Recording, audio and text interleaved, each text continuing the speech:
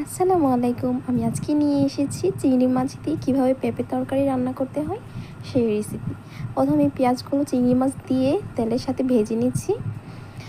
একটু ভালো করে ভাজবো বাদামি রং আসা পর্যন্ত। সামান্য একটু পানি, তারপরে দিয়ে দিলাম একটু হাফ চামচ হলুদের গুঁড়ো, হাফ চামচ লবণ, হাফ চামচ মরিচের গুঁড়ো, সাথে দিয়ে দিচ্ছি সামান্য ধনিয়া গুঁড়ো আর জিরে গুঁড়ো দিয়ে আমি একটু কষিয়ে নিব। তারপর বলক ওঠার পরে আমি কেটে রাখা পেঁপেগুলো দিয়ে দিলাম, একটু নাড়াচাড়া করে ঢেকে দিব।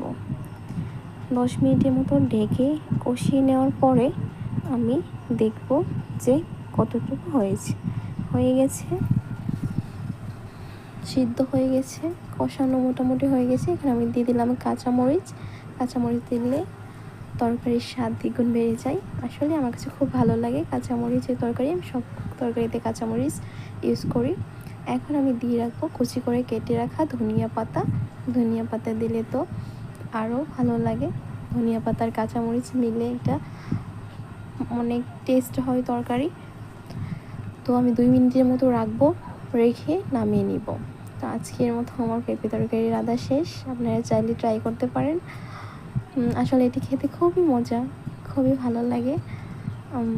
আবার দেখা হবে আপনাদের সাথে আগামী ভিডিওতে। ভালো থাকবেন সবাই।